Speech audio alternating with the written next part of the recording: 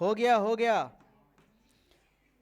अब इस चैप्टर में मोस्ट इंपॉर्टेंट जो सेकंड पार्ट है, चैप्टर का नाम क्या रहता है? Electrical potential and electrical capacitance. Electric potential and electric capacitance chapter 2 का नाम है। इलेक्ट्रोस्टैट का ही पार्ट है। इसमें दो पार्ट पढ़ना था, एक पोटेंशियल पढ़ना था, पोटेंशियल ऑलरेडी हम लोग कवर कर लिए पूरा डिटेल से, ठीक है। Second part most important part है जिसका नाम है कैपेसिटेंस। उस जो फर्स्ट पार्ट को तुम पढ़े हो उससे कहीं ज़्यादा इंपॉर्टेंट है सेकंड पार्ट। यहाँ से लॉन्ग टाइप का क्वेश्चन बहुत बनता है, वहाँ से एक ही दो लॉन्ग टाइप का बनना था, एक डायपोल वाला बताए थे, और भाई पोटेंशियल एनर्जी का क्वेश्चन पूछ दे तो पूछ दे, पूछा नहीं है, बस एक ही डायपोल वाला इंपॉर्टेंट था। बट इसमें बहुत सारा टॉपिक पढ़ेंगे, कैपेसिटेंस निकालने वाला फॉर्मूला, ठीक है। तो देखो सबसे पहले ये कैपेसिटेंस क्या होता है इसको समझने की कोशिश करो, ठीक है। ये कैपेसिटेंस क्या है, पहले मैं इसको डेली लाइफ से तुमको रिलेट करता हूँ। तुम लोग कैपेसिटर का नाम सुनो? कैपेसिटर नाम सुनो कैपेसिटर का? सब लिखा हो मिलेगा आगे, थ्योरी चिंता नहीं करना, अभी समझाएंगे। कैपेसिटर का नाम सुने हो? इसको हिंदी में बोलते हैं संधारित्र। अच्छा, कैपेसिटर का नाम तो नहीं सुना होगा, बट एक जरूर नाम सुना होगा, मैं लिख रहा हूँ यहाँ पे, तुम लोग पढ़ना। इसका नाम सुना है? पढ़ो इसको। ये तो सुना होगा यार, कहाँ सुना है? कोई तो बोलो। कंडेंसर कहीं सुना है? कंडेंसर नहीं सुना है?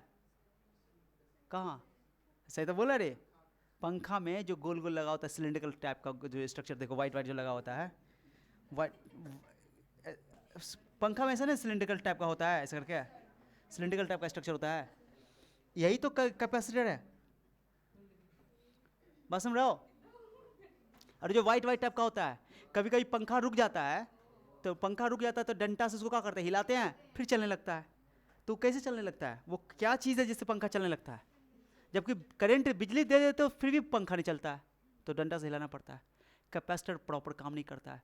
कैपेसिटर ही वो डिवाइस है जो इस पंखा को चलने में स्टार्टिंग में मदद करता है, स्टार्टिंग में, शुरू में। माने तुम स्विच ऑन कर भी दोगे ना, पंखा का कैपेसिटर खराब है, पंखा नहीं चलेगा। माने जो स्टार्टिंग में एक पुश चाहिए ना, जैसे अभी हम तुम लोग को पुश दे रहे हैं, माने तुम अगर लाइफ में आगे जा रहे हो तो तुम्हारे गुरु या तुम्हारे पेरेंट्स जो हैं तुमको एक तरह का पुश दे रहे हैं, पुश पुश कर रहे हैं, धक्का मार रहे हैं, मार के धक्का मार के आगे पहुंचा रहे हैं। जैसे तुम ट्रैक पर चले जाओगे फिर उनको धक्का मारने की जरूरत नहीं पड़ेगी, खुद ब खुद आगे बढ़ते रहोगे। भैया पंखा को स्टार्टिंग में चलाने के लिए ये जो बिजली से एनर्जी मिल रही है, इलेक्ट्रिकल एनर्जी, ये इलेक्ट्रिकल एनर्जी इनफ नहीं है। बात समझ रहे हो मैं क्या बोल रहा हूँ? माने इतना कम एनर्जी मिलता है इससे कि वो पंखा अकेले वो इस एनर्जी से नहीं चलने वाला है। जब ये चल जाएगा तो चलने के बाद ये अपने एनर्जी से, इस इलेक्ट्रिकल एनर्जी से चल सकता है। स्टार्टिंग में चलाने के लिए इसको एक बहुत मात्रा में एनर्जी चाहिए, बहुत मात्रा में। अब वो मात्रा, बहुत मात्रा में जो इलेक्ट्रिकल एनर्जी चाहिए वो कैपेसिटर प्रोवाइड करता है। कैपेसिटर चार्ज भी होता है, डिस्चार्ज भी होता है। जैसे तुम अभी पंखा बंद कर दो, फिर पंखा को स्विच ऑन करोगे, पंखा स्टार्टिंग में चार्ज हो चलेगा, चलाने के लिए जो एनर्जी देगा वो कौन देगा? कैपेसिटर। उस टाइम में चार्ज होता है वो, और चार्ज होकर के वो पूरा एनर्जी दे देता है, डिस्चार्ज हो जाता है, केवल डिस्चार्ज हो गया, ओके। फिर जब पंखा अपना चलता है, जब चलना स्टार्ट हो जाएगा तो उस टाइम फिर इलेक्ट्रिकल एनर्जी पे चलेगा, चलता है चलता है, तब तो वो चार्ज हो जाता है। फिर तुम कभी रुकोगे फिर चालू करोगे तो फिर उस टाइम एनर्जी खर्चा होगा। तो दोनों में क्या फ़र्क है बताओ? कैपेसिटर भी एनर्जी दे रहा है और ये भी तो एनर्जी दे रहा है, बट कैपेसिटर में और इसमें क्या अंतर है? मैंने बैटरी, अगर तुमसे पूछे बैटरी की एनर्जी में कैपेसिटर की एनर्जी में क्या फ़र्क है, दोनों इलेक्ट्रिकल एनर्जी ही दे रहा है, पर दोनों में ये फ़र्क है कि वो इलेक्ट्रिकल एनर्जी जो है वो धीरे धीरे करके देता है, बैटरी वाला एनर्जी या ये जो तुमको मिल रहा है बिजली वाला मेन लाइन से, धीरे धीरे एनर्जी दे रहा है। बट ये एक ही समय में, छोटे समय अंतराल में, बहुत ही शॉर्ट पीरियड ऑफ टाइम में इंस्टेंट एनर्जी बहुत ज़्यादा मात्रा में देता है, बहुत ज़्यादा इनॉर्मस एनर्जी देता है। एक छोटे समय में, बहुत ही छोटे टाइम इंटरवल में ये बहुत ज़्यादा एनर्जी दे देता है, जिसको ज़रूरत है स्टार्टिंग में पंखा चलाने के लिए। तो स्टार्टिंग में चलाने के लिए बहुत ज़्यादा एनर्जी की जरूरत पड़ती है, जो कि ये इलेक्ट्रिकल एनर्जी बोलो नहीं दे पाता, बट वो देगा। ये कैपेसिटर का काम है, वो सिलिंड्रिकल कैपेसिटर है। एक कैपेसिटर होता है स्फेरिकल कैपेसिटर, ठीक है। एक कैपेसिटर होता है पैरेलल प्लेट कैपेसिटर। तीनों के बारे में डिटेल से हम लोग डिस्कस करेंगे चैप्टर में, कैपेसिटर पढ़ेंगे। तो कैपेसिटर क्या जानते हो? कैपेसिटर एनर्जी स्टोरिंग डिवाइस है। कौन डिवाइस बताओ? हाँ, जो क्या करता है, बहुत ही शॉर्ट पीरियड ऑफ टाइम में enormous amount of energy provide करता है। ये है डेफिनेशन, बस समझा?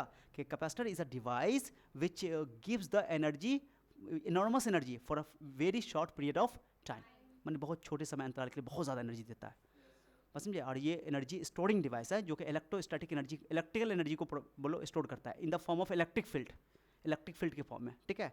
अब इलेक्ट्रिक फील्ड की जब तुम बात करोगे, क्या इलेक्ट्रिक फील्ड वहाँ पे होगा जहाँ पे चार्ज होगा, चार्ज की बात करोगे, चार्ज पोटेंशियल सब की बात रिलेट करोगे तो चार्ज की। तो अब क्या है सर, कैपेसिटर जो है, हर कैपेसिटर की अपनी अपनी कैपेसिटी होती है। कैपेसिटी मतलब कि सबकी अपनी अपनी लिमिट है। सिलिंड्रिकल कैपेसिटर की अलग लिमिट होगी, और स्फेरिकल कैपेसिटर की अलग कैपेसिटी होगी। कैपेसिटी मतलब क्षमता, ओके। अब जो एक बात समझोगे कि हम अभी बात कर रहे हैं कैपेसिटर की, तो एनर्जी स्टोरिंग डिवाइस की बात कर रहे हैं। एनर्जी स्टोरिंग डिवाइस की बात करें यानी कि उसमें तुमको चार्ज देना पड़ेगा, तभी चार्ज दोगे तभी तो इलेक्ट्रिक फील्ड आएगा, इलेक्ट्रिक फील्ड आएगा तो एनर्जी मिलेगा। तो पहली बात तो ये कि जो कैपेसिटेंस को अभी समझना रहे, कैपेसिटेंस से पहले हम कैपेसिटर समझा रहे हैं। कैपेसिटर के पास जो है क्षमता, उस क्षमता का नाम क्या है? Capacitance. So capacitant is the capacity of the capacitor. नहीं समझे? कैपेसिटेंस क्या है? कैपेसिटर की कैपेसिटी है, क्षमता है, एबिलिटी है। अलग अलग कैपेसिटर का कैपेसिटी बोलो अलग अलग होता है। माने कि कैपेसिटी जो तुम कैपेसिटेंस बोल रहे हो, ये एक तरह का फिजिकल क्वांटिटी है जिसको हम लोग मेजर करेंगे, जिसका फार्मूला पढ़ेंगे, जिसका यूनिट पढ़ेंगे, जिसका डायमेंशन पढ़ेंगे, जिसके एसआई यूनिट फैराड होती है, जिसको फैराड बोलते हैं। ठीक है, जो अभी बात करने वाले हैं, बात समझे? बट सर कोई कैपेसिटर है तो वो एनर्जी स्टोर करता है, इलेक्ट्रिकल एनर्जी स्टोर करता है, ओके। किस फॉर्म में? तो इलेक्ट्रिक फील्ड के फॉर्म में। इलेक्ट्रिक फील्ड में फॉर्म में अगर वो एनर्जी स्टोर करता है, उसके पास चार्ज होना चाहिए। क्या होना चाहिए? तो यानी कि तो इसका मतलब तुम कैपेसिटर से पहले तुम क्या करो कि कोई कंडक्टर को तुम चार्ज दो और उसकी कैपेसिटी को डिफाइन करो कि कैपेसिटेंस क्या है। उसका कैपेसिटर पे बात हम लोग कर लेंगे, ठीक है। अब सुनो, ध्यान देना, ये कोई कंडक्टर है, ठीक है, कोई कंडक्टर है, ये कोई कंडक्टर है, ये स्फेरिकल कंडक्टर है। कंडक्टर की बात करेंगे कि इसमें चार्ज मूव कर सकता है, ठीक है। इसको हम चार्ज दे दिया, चार्ज देंगे, प्लस क्यू चार्ज देंगे तो इस पर चार्ज क्या आ जाएगा? इसके सरफेस पे आकर के डिस्ट्रीब्यूट हो जाएगा। कंडक्टर की प्रॉपर्टी पर क्या आए थे ना? अरे पढ़ के आए थे? चलो अब तुम बताओ, इसकी खास बात तुम बताओ, इसमें क्या खास बात है? चार्ज दोगे तो इसका पोटेंशियल बढ़ेगा, पोटेंशियल बढ़ेगा। पोटेंशियल मतलब कि इसका चार्ज पोटेंशियल बढ़ रहा है, मतलब चार्ज स्टोर करने की कैपेसिटी बढ़ रही है, माने कि इसकी कैपेसिटी भी बढ़ेगी। तो ऐसे तुम कर सकते हो, ऐसे सुन लो, चार्ज कंडक्टर को दोगे तो तुम इसका पोटेंशियल बढ़ा रहे हो, एक तरह का क्या बढ़ा रहे हो? पोटेंशियल बढ़ा रहे हो। क्या कि पोटेंशियल का फॉर्मूला कहाँ पर क्या है? K Q by R. What is R? R is the radius of this conductor. K की जगह तुम लिख सकते हो 1/4 pi epsilon naught into Q by R. अगर 1 कूलम चार्ज दो, 1 क्यू चार्ज दोगे तो पोटेंशियल 1 मान लो कि भी है। अगर 2 क्यू चार्ज दोगे तो 2 भी हो जाएगा। 3 कूलम चार्ज दोगे तो 3 भी हो जाएगा। ये माने इस 100 बात की एक बात है कि जितना ज़्यादा आप पोटेंशियल चार्ज दोगे उतना ज़्यादा पोटेंशियल बढ़ने वाला है। सर चार्ज क्यों देंगे? क्यों चार्ज देंगे तो इलेक्ट्रिक फील्ड बनेगा। इलेक्ट्रिक फील्ड बनेगा तो वहाँ पे इलेक्ट्रिक एनर्जी होगा। माने जहाँ कहीं भी तुमको इलेक्ट्रिक फील्ड दिखाई देगा, अच्छा से बैठो एकदम एनर्जी में, ऐसे नहीं। स्ट्रेट पोस्चर एकदम स्ट्रेट पोस्चर, एक्टिव होना है बिल्कुल, ओके, इनएक्टिव नहीं होना, क्योंकि टॉपिक इंपॉर्टेंट है, इंटरेस्टिंग टॉपिक है। तो ओके, तो मैंने क्या बोला कि जहाँ कहीं भी इलेक्ट्रिक फील्ड होगा वहाँ एनर्जी की बात करेंगे, इलेक्ट्रिक एनर्जी का। इलेक्ट्रिक फील्ड होने के लिए चार्ज होना चाहिए ना। तो मैं बोल रहा हूँ चार्ज तुम दे रहे हो, ओके, चार्ज दे रहे हो, सुन रहे हो? तो यानी कि चार्ज दे रहे हो, यानी कि यहाँ पे इलेक्ट्रिक फील्ड की बात करो। इलेक्ट्रिक फील्ड की बात करो यानी कि एनर्जी बात अपने आप आ जाएगा, इलेक्ट्रोस्टैटिक एनर्जी, ठीक है। तो ऐसे हम लोग कैपेसिटर कैसे बनाएंगे उसकी बात करेंगे, ठीक है। अब तुम बताओ, किसी कंडक्टर को तुम चार्ज दे रहे हो, क्या दे रहे हो? चार्ज दे रहे हो, तो उसकी चार्ज स्टोर करने की कुछ ना कुछ कैपेसिटी होगी। कैपेसिटी होगी भाई, कैपेसिटी का नाम कैपेसिटेंस है, ओके। चार्ज स्टोर करने की कैपेसिटी होगी। मैंने क्या किया कि मैंने इस कंडक्टर पे 1 कूलम चार्ज दिया, स्टोर हो गया चार्ज। 2 कूलम चार्ज दिया, स्टोर हो गया। 3 कूलम चार्ज दिया, स्टोर हो गया। तुमको क्या लगता है कि जैसे मान लो मेरे हाथ में ये गिलास या ये बोतल है, इसमें हम पानी भरेंगे, लोटा से ला के पानी भरेंगे, पानी भरते जाएंगे, क्या इसमें पानी आता जाएगा? एक लिमिट के बाद ये बोतल भर जाएगा और पानी बाहर स्टार्ट हो जाएगा। माने कि इसकी पानी को स्टोर करने की एक लिमिट है, एक क्षमता है। उस क्षमता के बाहर अगर इसमें पानी दोगे तो पानी क्या हो जाएगा? लीक कर जाएगा, बाहर गिर जाएगा। वैसे ही हर कंडक्टर की चार्ज स्टोर करने की बोलो कैपेसिटी लिमिटेड होती है, फिक्स होती है। अगर उससे ज़्यादा तुम्हें चार्ज दे दोगे तो फिर वो गिर जाएगा, लीक हो जाएगा, ऐसे समझो, लीक कर जाएगा। वही समझा रहा हूँ कि हर कैपेसिटर की कैपेसिटेंस फिक्स होती है। अच्छी तुम बताओ, इसमें पानी 1 लीटर आता है, इस बोतल में पानी कितना आता है? 1 लीटर आता है। 1 लीटर इसकी कैपेसिटी है। इसमें पानी, उस कैपेसिटी को इस बात से मतलब नहीं है कि इसमें पानी कितना है। पानी अभी आधा भरा हुआ है कि आधा लीटर भरा हुआ है कि 250 ml भरा हुआ है कि 750 ml भरा हुआ है कि 1 लीटर भरा हुआ है। इसकी कैपेसिटी मतलब कितना, इसकी क्षमता है। क्षमता कितना है? 1 लीटर। अब इसमें वो जो क्षमता 1 लीटर इसकी है, वो इस बात पे डिपेंड नहीं करता कि इसमें तुम कितना पानी भरे हुए हो। तुम डाल सकते हो मैक्सिमम 1 लीटर, लेकिन कितना डालना है कोई प्रॉब्लम नहीं, कितना इसमें पड़ा हुआ है मतलब नहीं है। उसमें 100 ml भी हो सकता है, 200 ml भी हो सकता है, 300 भी हो सकता है। बाल्टी की कैपेसिटी मान लो कि कोई बाल्टी है जिसमें 10 लीटर पानी आता है, ओके। अब तुम इसमें 1 लीटर पानी भरो, 2 लीटर पानी भरो, ओके। कितना भरा हुआ है, कितना अभी प्रेजेंट में मौजूद है, उससे कोई मतलब, उसकी क्षमता कितनी है? 10 लीटर की। तो कैपेसिटी इस बात पे डिपेंड नहीं करता है कि उसके अंदर कितना मौजूद है, ओके, कैपेसिटी इस बात पे डिपेंड नहीं करता चार्ज कितना है, समझाया आपको? अभी ये बात समझाऊंगा कि तुमको कि चार्ज पर कैपेसिटेंस डिपेंड नहीं करता है। कैपेसिटेंस एक कंडक्टर की पोटेंशियल पे भी डिपेंड नहीं करता है। एक भले भी फॉर्मूला में आएगा, अभी समझाएंगे तो बहुत इंटरेस्टिंग पॉइंट है, किस पे डिपेंड करता है वो समझाऊंगा मैं। अभी बताओ सर, ओके ये बात तो समझ आ गया सर कि चलिए ठीक है कि हर कंडक्टर की एक लिमिट होती है चार्ज को स्टोर करने की, चार्ज को स्टोर करने की, यानी कि उसकी कैपेसिटी एक लिमिटेड तक होती है, माने एक कैपेसिटी है उसका फिक्स है, चार्ज को स्टोर करने की लिमिटेड है। अभी क्या होगा अगर मान लो कि इसकी लिमिटेड है, मान लो कि 5 क्यू चार्ज दोगे, 5 क्यू चार्ज दोगे तो ये स्टोर कर लेगा मैक्सिमम तक, मान लो मैंने मैक्सिमम इसको कितना चार्ज स्टोर कर सकता है 5 क्यू, मान लो मैंने बोल दिया। अब उसमें एक्स्ट्रा मैंने कुछ भी चार्ज ऐड किया, थोड़ा सा भी ऐड किया तो क्या हो जाएगा, क्या हो जाएगा जान तो क्या हो जाएगा? सुनो, जो ये कंडक्टर को देखो, मैं इससे अच्छा तुमको बताता हूँ, एक और अलग शेप का कंडक्टर लेता हूँ, याद है इस शेप का कंडक्टर बताया था हम तुमको? ओके क्लियर हो गया? ये भी कंडक्टर है जो अलग शेप का है, ठीक है? इसमें ज़्यादा चार्ज कहाँ पे आएगा, चार्ज डेंसिटी कहाँ पे आएगा? पॉइंटेड पॉइंट पे, कॉर्नर पॉइंट पे, याद आया? क्योंकि यहाँ पर रेडियस ऑफ कर्वेचर बहुत कम है। अब तुम चार्ज देते जाओगे, ज़्यादा चार्ज कहाँ पर जमा होता जाएगा?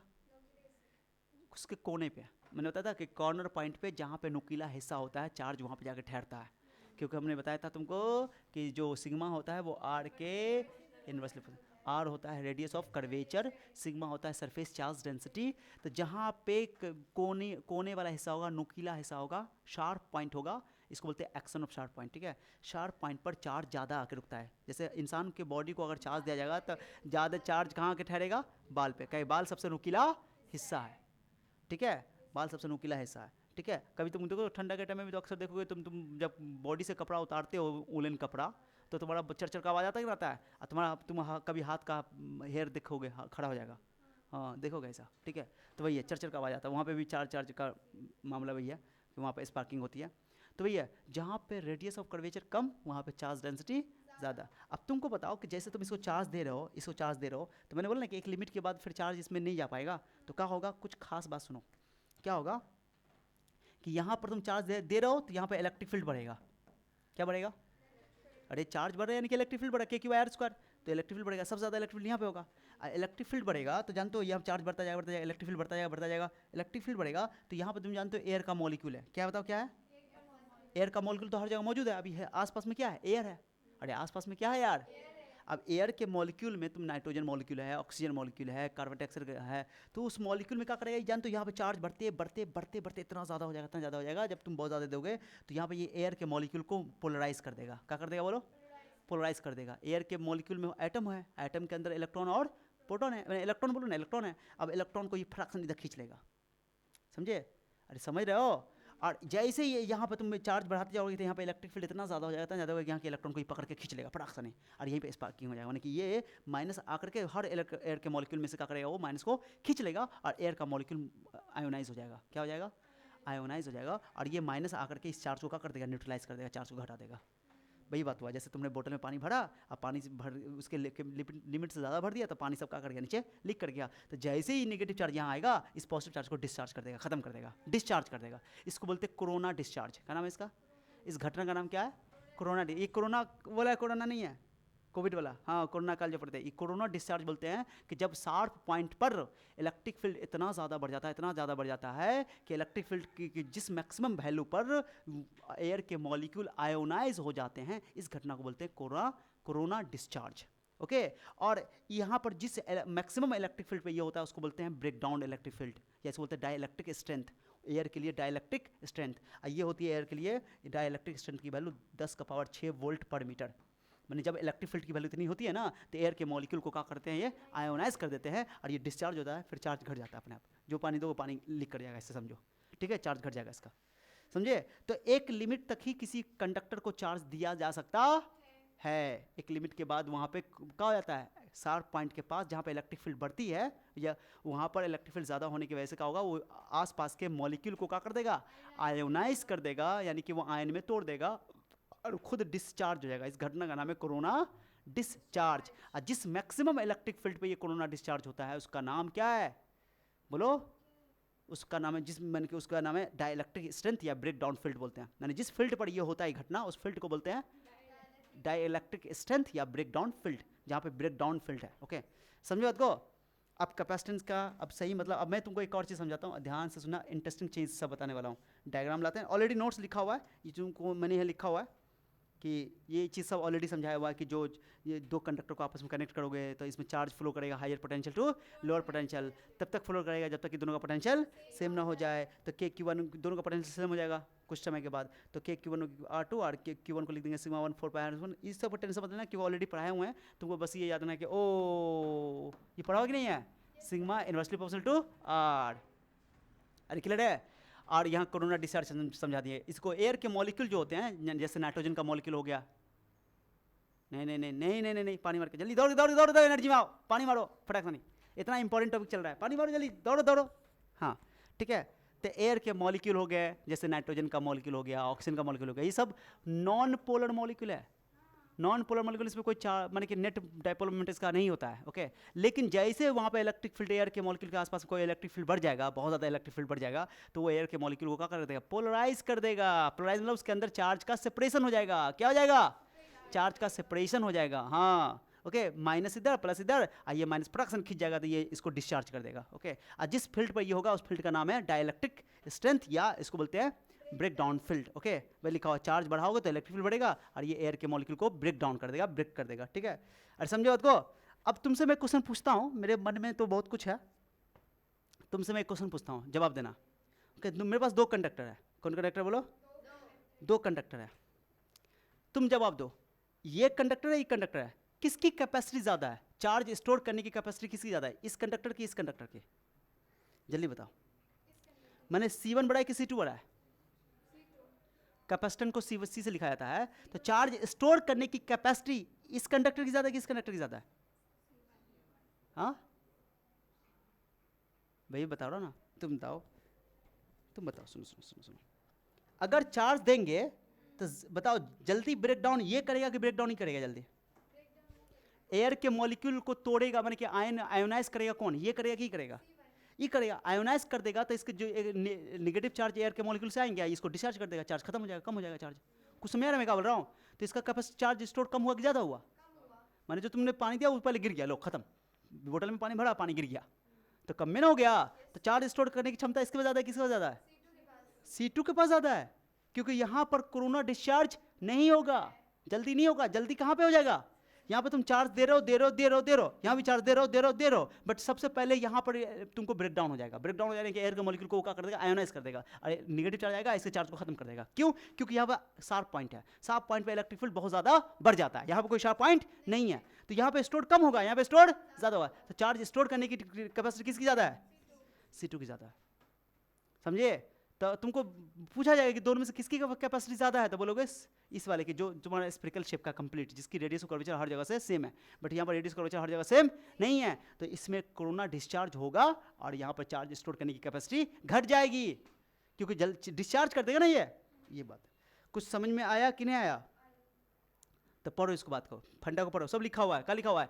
डाइलेक्ट्रिक स्ट्रेंथ या ब्रेक डाउन फील्ड, जिस फील्ड पर एयर के मॉलिक्यूल ब्रेक डाउन हो जाते हैं, या ये बोलो कि आयोनाइज हो जाते हैं, ओके, उस फील्ड को बोलते हैं क्या चीज़? ब्रेक डाउन फील्ड या डाइलेक्ट्रिक स्ट्रेंथ। और एयर के लिए अलग अलग, मीडियम के लिए वैल्यू अलग होगी, बट एयर के लिए ये होती है 30 लाख बोल सकते हो, 30 लाख वोल्ट पर मीटर, 30 लाख वोल्ट पर मीटर, 3 मिलियन वोल्ट पर मीटर। ठीक है, वही बोलते हैं द मिनिमम वैल्यू। मिनिमम है ना कि सबसे कम से कम वैल्यू, जैसे 3 लाख पर जैसे पहुंचे 30 लाख वोल्ट पर मीटर जैसे पहुंचेगा वो ब्रेक डाउन हो जाएगा, उसके ऊपर जाओ तो और ब्रेक डाउन होगा। तो the minimum value of electric field around conductor at which dielectric, अच्छा ये सुनो, ये वर्ड लिखा हुआ है, सुनो, डाइलेक्ट्रिक मीडियम। जब भी डाइलेक्ट्रिक मीडियम पूरे इस चैप्टर में लिखा हुआ मिलेगा, डाइलेक्ट्रिक मतलब होता है इंसुलेटर। क्या चीज़ होता है? एयर क्या है? इंसुलेटर कंडक्टर है। अरे एयर कंडक्टर है, अगर एयर इंसुलेटर कंडक्टर होता कैसे मर जाता? तब बिना म्यूजिक डांस स्टार्ट करता, फिर दगा ही दगा होता। बताओ, दगा होता ना, क्या कि एयर को तुम दगाबाज बोलती एयर को दगाबाज बोलती, बताओ। समझे बाबू? डाई इलेक्ट्रिक मतलब होता है एयर इंसुलेटर है, इंसुलेटर उसमें इलेक्ट्रिसिटी फ्लो नहीं करता है, लेकिन कभी कभी जब तुम उसके आसपास में, हवा के आसपास में कोई ऐसा मीडियम डाल दो जिसमें चार्ज बहुत ज़्यादा है और वहाँ स्ट्रॉन्ग इलेक्ट्रिक फील्ड हो गया, तो एयर के मॉलिक्यूल को भी क्या कर देगा, आयोनाइज कर देगा, वहीं पर उसका नेगेटिव खींचेगा, प्लस माइनस आएगा, दोनों स्पार्क करेगा, चिंगारी उठेगा। अक्सर देखोगे जो तुम कभी स्वेटर उतारते हो ना, तो रगड़ाता है तो तुम्हारे बॉडी पे कोई चार्ज आया, फिर कपड़ा पे चार्ज आया, अपोजिट नेचर का चार्ज आया, दोनों सटता है ना, चर चर चर चर चर चर करता है, ठीक है।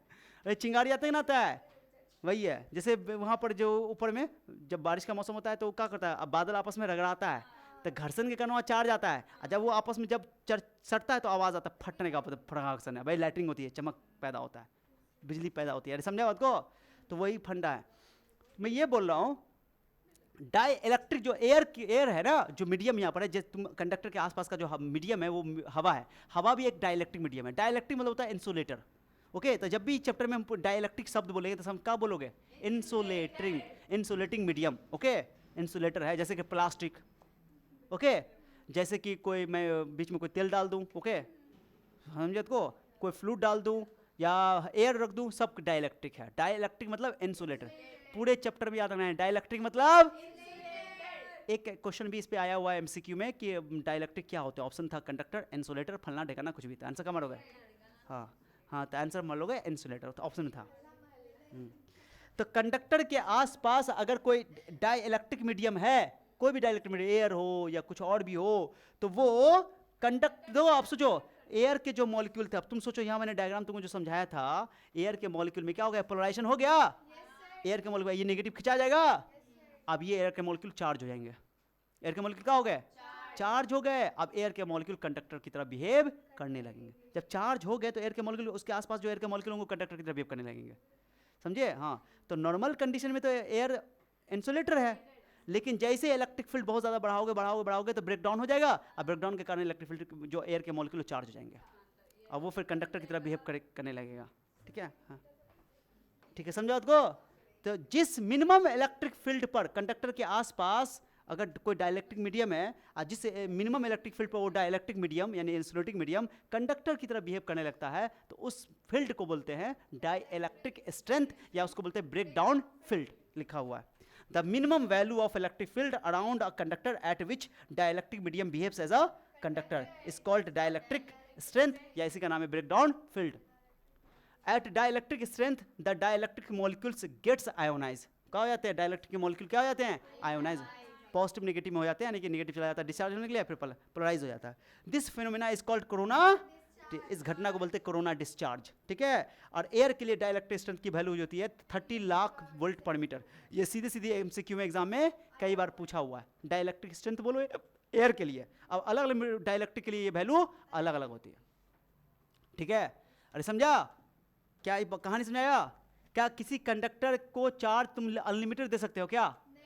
हर कंडक्टर की चार्ज स्टोर करने की एक लिमिट होती है, और अगर लिमिट से ज़्यादा दे दोगे तो उसके आसपास जो मीडियम होगा डाइलेक्ट्रिक मीडियम, उसको वो क्या कर देगा, आयोनाइज कर देगा। आयोनाइज कर देगा यानी वो जो डाइलेक्ट्रिक मीडियम इंसुलेटर था वो कंडक्टर की तरह बिहेव करने लगेगा, और वहाँ पर कोरोना डिस्चार्ज होगा। उस जिस फील्ड पे होगा, जिस इलेक्ट्रिक फील्ड पे होगा वो, उस इलेक्ट्रिक फील्ड को बोलोगे डाइलेक्ट्रिक स्ट्रेंथ या ब्रेक डाउन फील्ड। एयर के लिए डाइलेक्ट्रिक स्ट्रेंथ की वैल्यू 3 × 10⁻6 वोल्ट पर मीटर होती है। डेफिनेशन है, ये याद रखना है। ओके, जिस इलेक्ट्रिक फील्ड पर कोई डाइलेक्ट्रिक मीडियम कंडक्टर की तरह बिहेव करने लगता है, उस इलेक्ट्रिक फील्ड को बोलते हैं हम लोग का चीज डाइलेक्ट्रिक फील्ड। याद आया?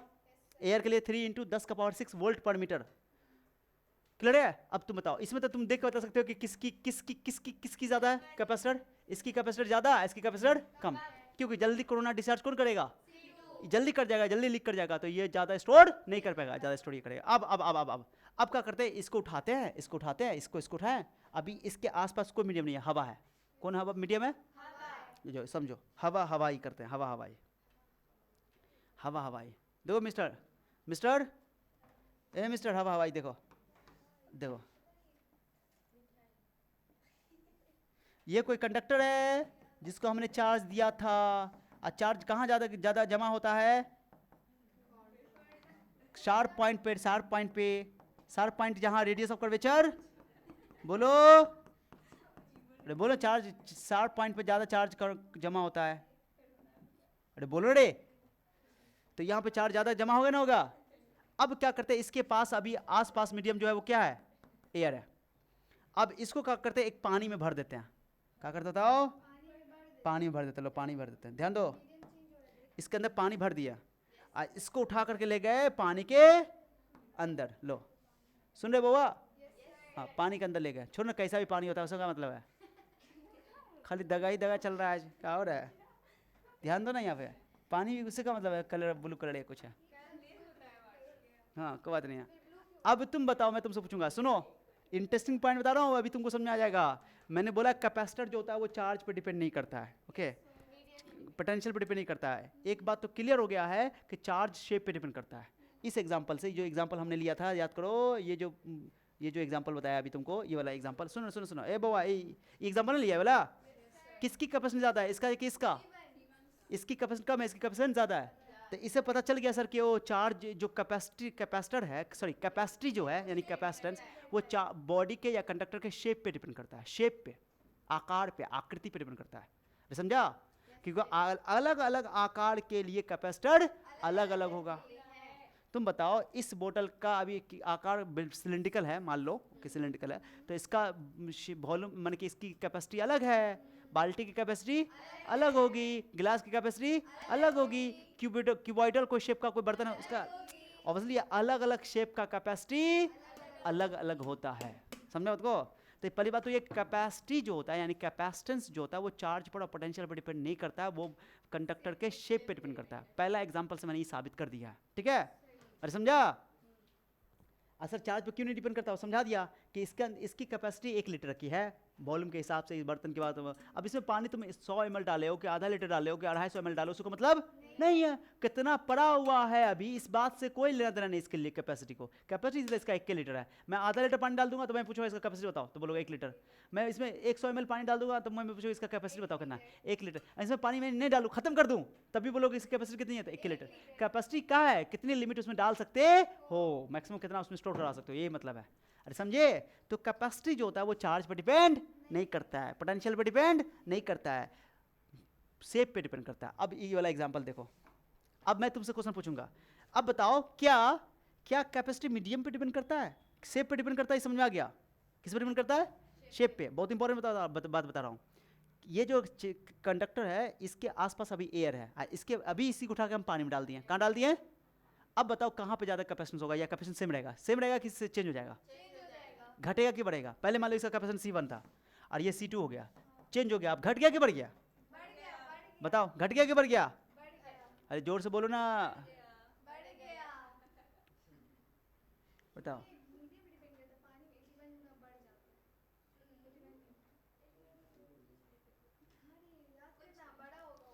देखो बता रहे, सुनो गौर से सब बच्चा सुनो रे, बच्चा सुनो, इसके पास एयर है, एयर के तो मॉलिक्यूल नॉन पोलर होते हैं, ये इसको आयनाइज करेगा, तुम चार्ज देते जाओगे, ये आयनाइज कर देगा, कोरोना डिस्चार्ज हो जाएगा।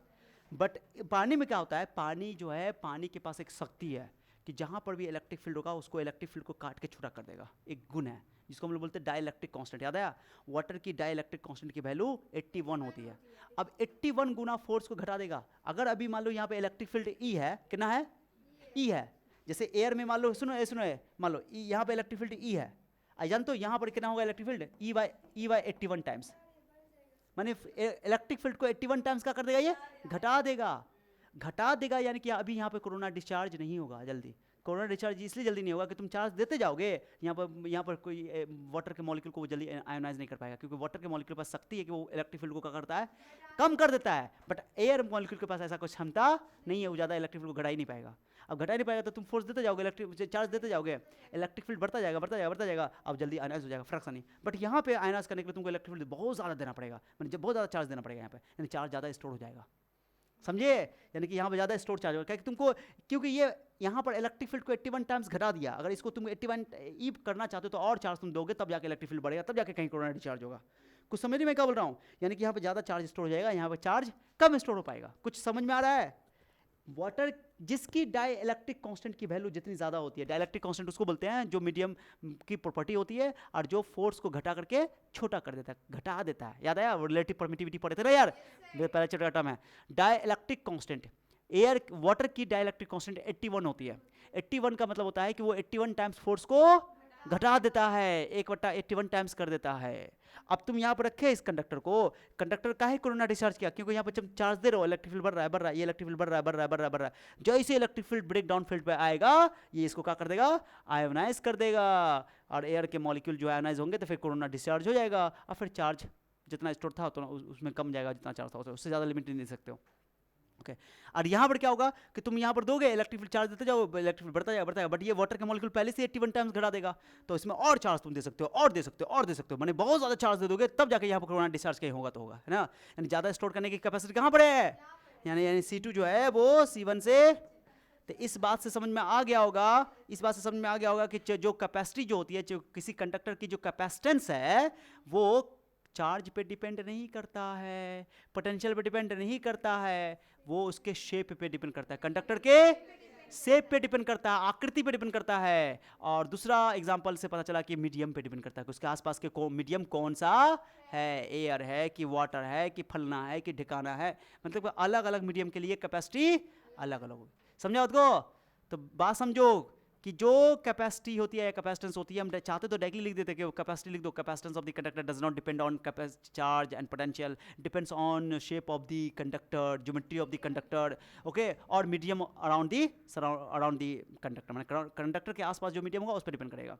बट मैंने साबित करके बताया तुमको कैसे, तो उसके लिए तुमको कोरोना डिस्चार्ज समझना पड़ा, डाइलेक्ट्रिक स्ट्रेंथ समझना पड़ा, कि समझो बात को। तब भेजा में गया कि नहीं गया, अरे गया, बात समझा।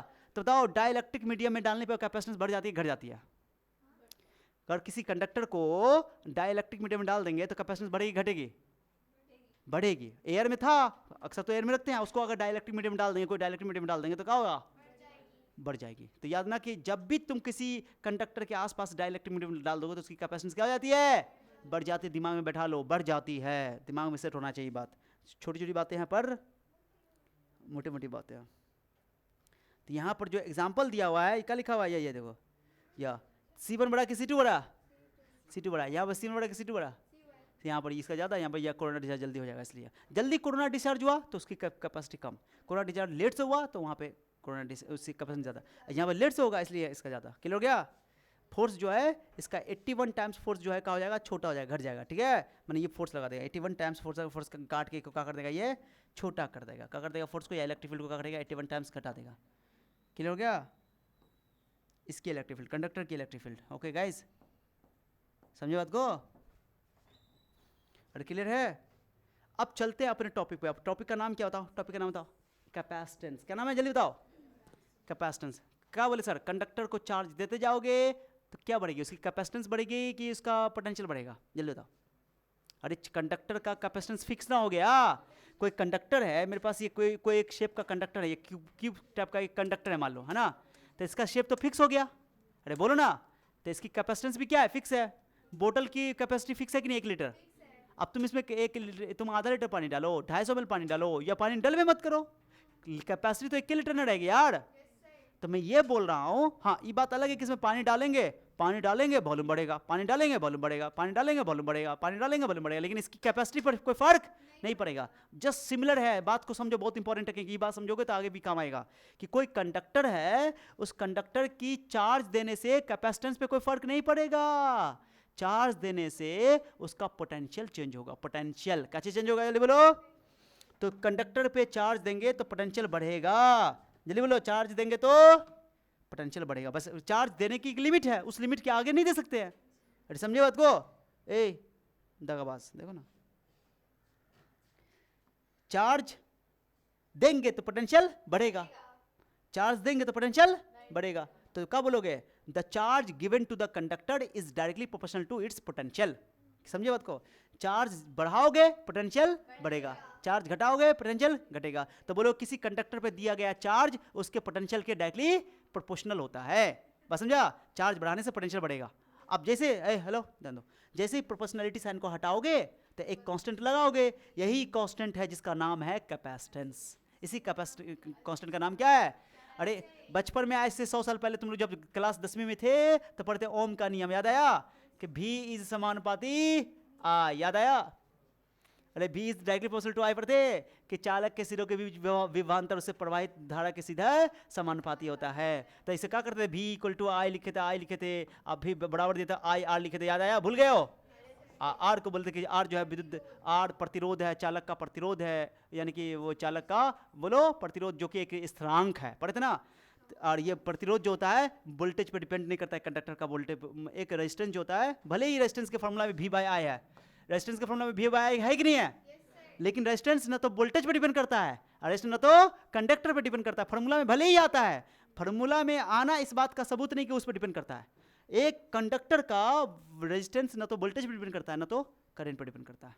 फॉर्मूला में भले आ गया, वही बात यहां पर है कि एक कंडक्टर की कैपेसिटेंस ओके ना तो चार्ज पे डिपेंड करेगी ना ही वोल्टेज पे डिपेंड करेगी। समझे? कैपेसिटेंस को अकेला करो, यहां से कैपेसिटेंस को अकेला करो। ध्यान नहीं है यहाँ पर, ध्यान नहीं है तुम्हारा, ध्यान नहीं है, बोल रहे हैं मार के फैला देंगे। ओके तो C को अकेला करो तो Q बाई V हो जाएगा। Q बाई, ये फॉर्मूला आपको एकदम पानी की तरह याद होना चाहिए। C equal to Q by V, C equal to Q by V। Okay Q क्या है? चार्ज है। V क्या है? पोटेंशियल है। मैंने क्या बोला, किसी कंडक्टर को चार्ज दोगे तो पोटेंशियल क्या होगा? बढ़ेगा।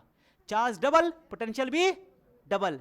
चार्ज ट्रिपल, पोटेंशियल भी ट्रिपल। चार्ज को 4 गुना करोगे तो पोटेंशियल भी 4 गुना हो जाएगा। तो ऑब्वियसली है, अगर तुम चार्ज Q दिए तो पोटेंशियल भी हुआ, तो C की value sir Q by V। अगर चार्ज को तुम 2Q करोगे, 2Q, तो पोटेंशियल 2 भी हो जाएगा, 2 कर जाएगा, फिर Q बाई V हो जाएगा। चार्ज को तुम 3Q करोगे तो पोटेंशियल 3 भी हो जाएगा, 3 कर जाएगा, Q बाई V रहेगा। चार्ज को तुम 4Q करोगे, पोटेंशियल 4 भी हो जाएगा, 4 कर जाएगा। मैंने कि पोटेंशियल चार्ज बढ़ाने से पोटेंशियल तो बढ़ेगा बट C नहीं बढ़ेगा। इससे पता चल रहा है कि ओ माय गॉड, चार्ज जो कैपेसिटेंस है उसके फॉर्मूला में भले ही Q और V है बट Q और V पे वो डिपेंड, एक कंडक्टर की कैपेसिटेंस ना तो चार्ज पे डिपेंड करती है और नहीं वोल्टेज पे, सॉरी पोटेंशियल पे डिपेंड करती है। समझ बात को? अरे समझा? भले ही उसके फॉर्मूला में आ रहा हो, फॉर्मूला में आना इस बात का सबूत नहीं है कि वो आगे फॉर्मूला ड्राइव करेंगे कंडक्टर। अलग अलग कैपेसिटर का हम लोग निकालेंगे, क्या निकालेंगे? कैपेसिटेंस निकालेंगे। और जैसे कैपेसिटर निकालेंगे तो उसमें Q और V नहीं रहेगा, Q और V कटा हुआ रहेगा, देख लेंगे, चिंता नहीं करो। अरे समझे बात को? अरे क्लियर है? तो अगर एग्जाम में तुमको बोलेगा बताओ कैपेसिटेंस क्या है, तो ऐसे लिख सकते हो, it is the capacity of a conductor to store charge. Charge से अच्छा नहीं लग रहा है, ऐसा करते ना, कंडक्टर की चार्ज स्टोर चार्ज बोल के ना, चलो रहने दो, चलेगा, कैपेसिटी के लिए अलग से कर लेंगे। Charge given to the conductor is directly proportional to the बोलो पोटेंशियल। अरे समझ में आया? जितना ज्यादा चार्ज दोगे पोटेंशियल उतना ज्यादा होगा। यहाँ से एग्जाम में अगर कैपेसिटेंस का डेफिनेशन पूछेगा तो ये लिख सकते हो, ऐसे ये लिखोगे, ऐसे करके यहाँ तक लिखोगे। अगर डेफिनेशन पूछेगा कि व्हाट इज कैपेसिटेंस तो ये लिखोगे और यहाँ से ये लिख दोगे कि क्या लिखो, where C is constant. C क्या है? कांस्टेंट है। और C को बोलेंगे प्रोपोर्शनैलिटी कांस्टेंट। कौन कांस्टेंट? हाँ, कांस्टेंट ऑफ प्रोपोर्शनैलिटी, अनुपातिकता स्थिरांक। ओके, जिसको बोलते हैं कैपेसिटेंस। ठीक है, आगे सुनो, बदतमीजी नहीं करो। C इक्वल टू क्या हो गया फॉर्मूला? Q by V। पानी की तरह याद होना चाहिए, C equal to Q by V। जैसे R equal to V by I होता है ना, वैसे C equal to Q by V। Charge by potential. अगर मान लो, मैं एक बात सुनो, अगर वोल्टेज 1 वोल्ट हो जाए, माने पोटेंशियल एक, माने कि मैं बोलूं कि बताओ कितना चार्ज डाले कि 1 वोल्ट, मैंने बोला था ना चार्ज बढ़ेगा तो पोटेंशियल बढ़ेगा। कंडक्टर का चार्ज दे बढ़ाएंगे तो क्या होगा? पोटेंशियल बढ़ेगा। तो मैं तुमको बोल रहा हूँ कि अगर पोटेंशियल 1 वोल्ट बढ़ाना है, 1 वोल्ट बढ़ाना है, तो 1 वोल्ट पोटेंशियल बढ़ाने के लिए कुछ ना कुछ चार्ज तो देना पड़ेगा। तो 1 वोल्ट बढ़ाने के लिए जितना चार्ज देना पड़ता है वही को बोलते हैं कैपेसिटेंस। ये भी डिफाइन कर सकते हो तुम। अगर तुम V की जगह 1 रख दोगे, अरे V की जगह कितना रख दोगे? 1, तो Q किसके बराबर हो जाएगा? C के बराबर हो जाएगा। मतलब क्या हुआ? इसका सेंस समझो, सेंस बहुत जरूरी सेंस है। ओके, कि अगर 1 वोल्ट पोटेंशियल इंक्रीज करना है किसी कंडक्टर का तो जितना उसको चार्ज देना पड़ेगा उसी को बोलोगे कैपेसिटेंस। ये अदर डेफिनेशन हो गया। ओके, कि किसी कंडक्टर की 1 वोल्ट पोटेंशियल इंक्रीज करने के लिए जो अमाउंट ऑफ चार्ज उसको देना पड़ता है उसी चार्ज को बोलते हैं कैपेसिटेंस। लिखा भी हुआ है, the amount of charge given to the conductor to raise मतलब होता है बढ़ाना, the potential by 1 volt. 1 volt potential बढ़ाने के लिए जो चार्ज देना पड़ता है उसी चार्ज को बोलते हैं capacitance. This is another definition of capacitance. ये कैपेसिटेंस का दूसरा परिभाषा। पहला परिभाषा तो ये हो गया, कैपेसिटेंस क्या है? किसी कंडक्टर के चार्ज स्टोर करने की कैपेसिटी। किसी कंडक्टर में चार्ज देंगे तो चार्ज क्या होगा? चार्ज उसके पोटेंशियल के डायरेक्टली प्रोपोर्शनल होगा। प्रोपोर्शनैलिटी साइन हटाएंगे तो एक कांस्टेंट लगाएंगे, उस कांस्टेंट को बोलेंगे कैपेसिटेंस। ओके, अरे समझा? और कैपेसिटेंस का एक और डेफिनेशन हो गया कि अगर 1 वोल्ट पोटेंशियल बढ़ाना चाहते हैं तो 1 वोल्ट पोटेंशियल बढ़ाने के लिए जो चार्ज गिवन होता है या देना होता है उसी चार्ज को बोलते हैं capacitance. This is another definition. Okay, आ जाओ. अब इसकी कैपेसिटेंस की एसआई यूनिट क्या होती है? फैराड. क्या होती है बताओ? Farad. SI unit of capacitance is farad. एक होता है फैराडे जो चार्ज की यूनिट है. 1 फैराडे बराबर 96,500 कूलम. जो केमिस्ट्री में पढ़े, आप फिजिक्स के पहला चैप्टर में भी तुम लोग पढ़े होगे, है ना? और सुन रहे हो? अरे सुन रहे हो? और एक तुम बताओ सी का फॉर्मूला क्या पढ़े? सी का फॉर्मूला बताओ. सी का फॉर्मूला बताओ. Q by B. तो 1 वोल्ट है 1 कूलम. 1 वोल्ट को बोलते हैं, 1 कूलम पर वोल्ट को बोलते हैं 1 फैराड. ओके, फैराड बोलो ना, फैराड अच्छा लगता है, फैराड. ठीक है, हाँ. तो 1 फैराड बराबर 1 कूलम पर वोल्ट. 1 कूलम. अब इसका यूनिट तो बता दिया कि कैपेसिटेंस की यूनिट क्या होती है? फैराड. ओके, या फैराड. ओके, और डायमेंशन निकालना चाहते हो तो क्या करोगे? चार्ज का डायमेंशन क्या होता है? याद है चार्ज का डायमेंशन? अगर डायमेंशन निकालने में किसी को दिक्कत है तो लो हम सिखा देते रफ में. टा टा टा टा टा टा टा टा टा टा टा टा. हाँ सुनना, सी इक्वल टू फॉर्मूला क्या पढ़ा अभी? Q by B. पढ़े ना रे बहू? ये पानी की तरह याद होना चाहिए. ऐसा नहीं बोलो. जो बिहार बोर्ड हिंदुस्तान का सबसे मुश्किल बोर्ड है, वो एग्जाम में क्या पूछता जानते हो? बोलता है सी इक्वल टू क्या होगा? ऑप्शन देता है क्यू भी, ऑप्शन देता है क्यू बाई भी, ऑप्शन देता है. सुनो, ऑप्शन देता है. हिंदुस्तान का बोर्ड है, ठीक है. भी बाई क्यू, भी बाई क्यू, और डी ऑप्शन देता है भी प्लस क्यू. कुछ ऐसे दे देगा. तो जिंदगी में बताओ तुम नहीं बना पाओगे. तुम खुशी खुशी मार के इधर में से जाओगे कि बट्टा में तुमको याद है, तो धोखा से नहीं मार दोगे कि क्यू भी बाई क्यू मार दोगे. क्यू बाई भी ये ना होगा. तो ये फॉर्मूला याद होना चाहिए. तो एग्जाम में हड़बड़ी में क्या कि प्रेशर होता है, हड़बड़ी में बच्चा भी बाई क्यू मार के आ जाएगा, या ये पहले लिखा रहेगा तो पहले मार देगा. समझा? तो ये बिहार बोर्ड सबसे मुश्किल सवाल पूछता है. तो ये सवाल को तुमको याद रखना है, क्योंकि मुश्किल है तो फिर तो याद रखना पड़ेगा. हाँ, समझे बात को? अरे समझे बात को? तो सी इक्वल टू क्यू बाई भी. ओके, एक ही फॉर्मूला से अब यहाँ से क्यू इक्वल टू सी भी हो जाएगा, कोई दिक्कत नहीं है. अब तुमको यहाँ से इसका यूनिट तो बता ही दिया. 1 farad is equal to 1 coulomb per volt. Volt हो गया बेटा, ठीक है. अब डायमेंशन बताना, तो डायमेंशन कैसे निकालोगे? चार्ज का डायमेंशन और वोल्टेज का डायमेंशन निकालोगे. अब वोल्टेज का डायमेंशन कैसे निकालोगे? ध्यान दो, बता रहा हूँ, तरीका सिखा रहा हूँ. डायमेंशन रटना नहीं है, रटना नहीं है. चार्ज का बस याद रखना पड़ेगा. टा, चार्ज का क्या होता है? टा. अब वोल्टेज का कैसे निकालोगे? वोल्टेज का देखो, वोल्टेज का मैं दिखाता हूँ. वोल्टेज क्या होता है? Potential. Potential W by Q, W by, और डब्ल्यू का क्या होता है? M L square T minus 2.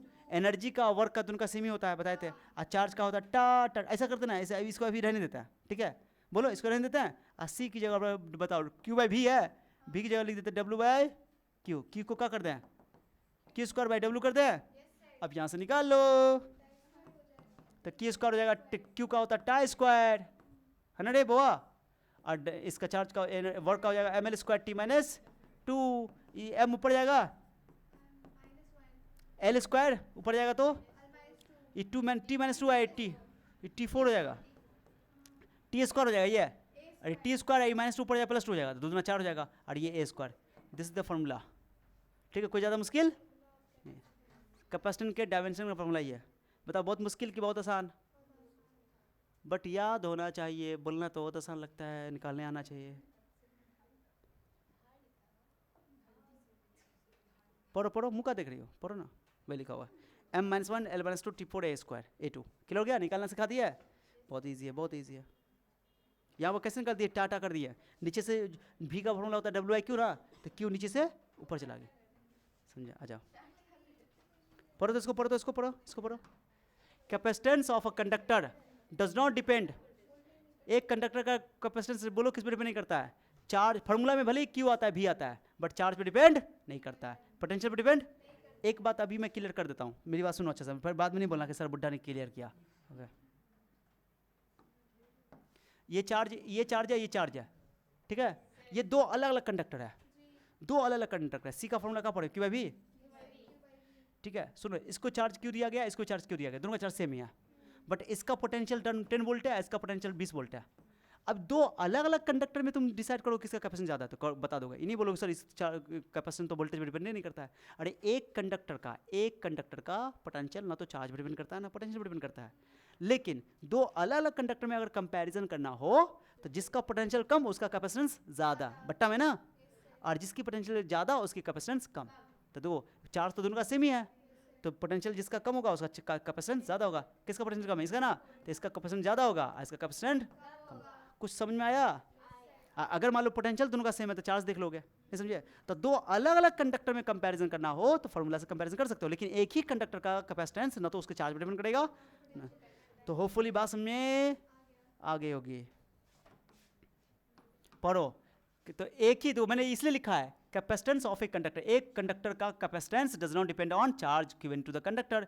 Potential potential पर डिपेंड करता है ना, चार्ज किस पर डिपेंड करता है sir? Capacitance of a conductor depends on shape, size, geometry of the conductor, भाई शेप पे हो गए, surround medium of the conductor, है ना। एक माइक्रोफराड 10 का पावर 6 फैराड होता है, एक नैनो फराड 10 का पावर 9 फैराड होता है, एक मिली फराड 10 का पावर 3 फैराड होता है। फैराड बोलो इसकी कैपेसिटी की यूनिट है। ओके, समझ में आ गया? अरे आई कि ना आई? अरे आई बोले ना रही है लड़की। ये पढ़ लो, ये सब क्वेश्चन सब है। फॉर टू डिफरेंट कंडक्टर्स, दो अलग अलग कंडक्टर के लिए, जिसका पोटेंशियल कम उसका कैपेसिटेंस ज़्यादा, अगर चार्ज सेम है तो। ओके, अगर पोटेंशियल सेम है तो चार्ज कैपेसिटेंस चार्ज के डायरेक्टली प्रोपोर्शनल है। तो यहाँ पे देखो दोनों का पोटेंशियल सेम है तो चार्ज के डायरेक्टली प्रोपोर्शनल होगा, जिसका चार्ज ज़्यादा है उसका कैपेसिटेंस भी ज़्यादा, तो 20 वाले का ज़्यादा होता है, इसलिए 2 किलो क्या। यहाँ पर दोनों का चार्ज सेम है तो पोटेंशियल देख लो, जिसका पोटेंशियल कम उसका कैपेसिटेंस ज़्यादा, तो इसका पोटेंशियल कम है उसका कैपेसिटेंस C1 ज़्यादा C2 से, ठीक है। यहाँ पे देखो इसमें क्या है, इसमें देखो इसमें तो दोनों से डिफरेंट है, तो डिवाइड कर लो। Q/V 40/8 5 और इसका 60/15 4, दोनों से बराबर अलग अलग आ गया, है ना। भाग करके निकाल लोगे क्वेश्चन, कोई दिक्कत? अरे क्लियर है? ये प्रॉपर्टीज ऑफ कंडक्टर यहाँ लिखा हुआ है, ये तो ऑलरेडी हम लोग का कर चुके हैं, पढ़ चुके ना। तो यहाँ तक तुम लोग को क्या करना है, लिख के लाना है। कहाँ कौन टॉपिक लिख के लाना बताओ, कहाँ से स्टार्ट करेंगे? यहाँ से स्टार्ट, यहाँ से एक, ये सब लिखना है, ये सब एक, बोलो एक।